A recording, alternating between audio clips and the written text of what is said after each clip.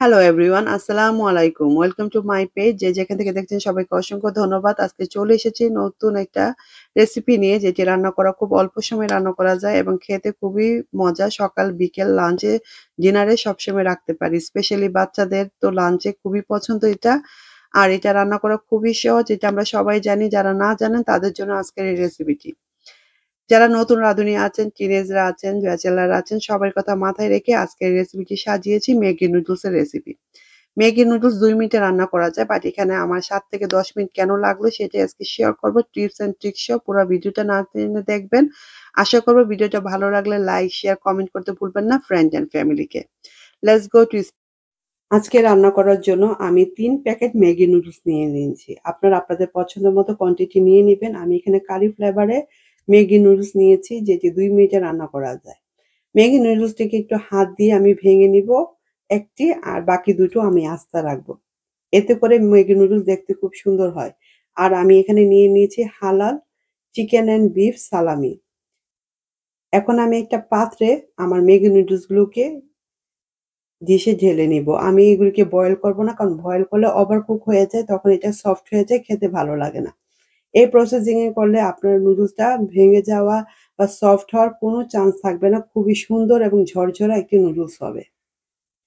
আমি এখানে ৩ প্যাকেটই ওপেন করে নিব, আর মসলাগুলো সাইড করে রেখে দিব, প্যাকেটের মসলাগুলো, যেগুলো কিনা আমি পরবর্তীতে ইউজ করব। এখানে আমি ইউজ করতেছি ওম ওয়াটার। আমি গরম পানি আর ঠান্ডা পানি মিক্স করে হাতে সহ্য করতে পারি এরকম একটা গরম পানি দিয়ে দিয়েছি, এবং এটাকে আমি এখন সোক করব ৫ থেকে ৭ মিনিট। একটা সাইড করে আমি এটা এখন রেখে দিচ্ছি। এখন আমি কেটে নিব সালামি। আমার ১ কাপ সালামি লাগবে। এখানে আমি চিকেন অ্যান্ড বিফের সালামিটাকে সুন্দর করে কেটে নিব কিউব করে। আমি আপনাদের সুবিধার্থে কাটাটা দেখিয়ে দিচ্ছি।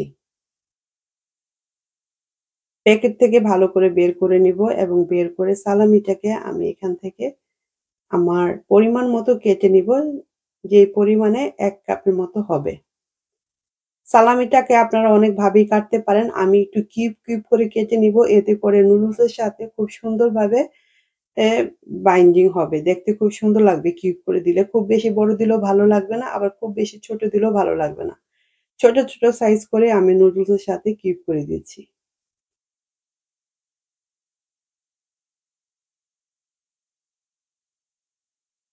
একটু সাবধানে কাটবেন। ছুরিতে লেগে যায়, একটু টেনে, টেনে এগুলোকে সুন্দর করে কেটে নিবেন।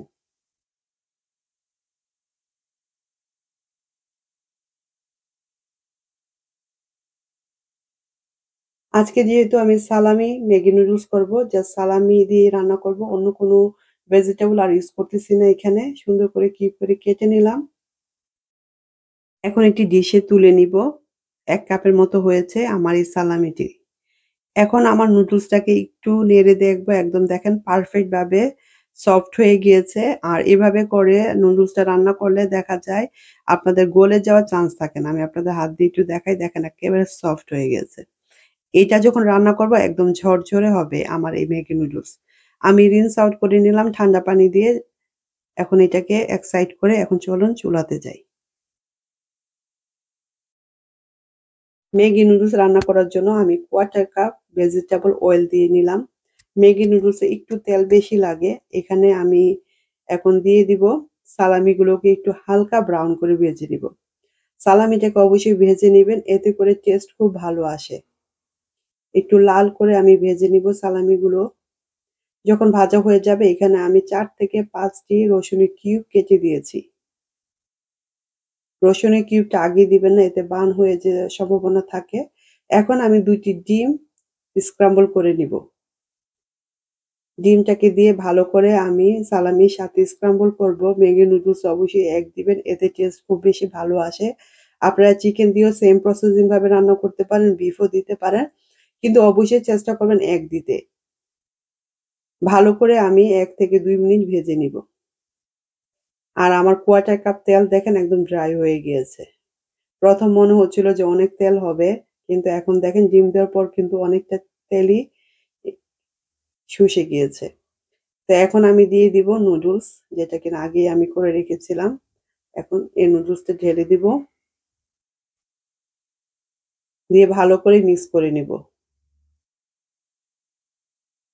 আর এইটা দেওয়ার পরেই মাত্র ২ থেকে ৩ মিনিটের ভিতরেই রান্না হয়ে যাবে ম্যাগি নুডলস।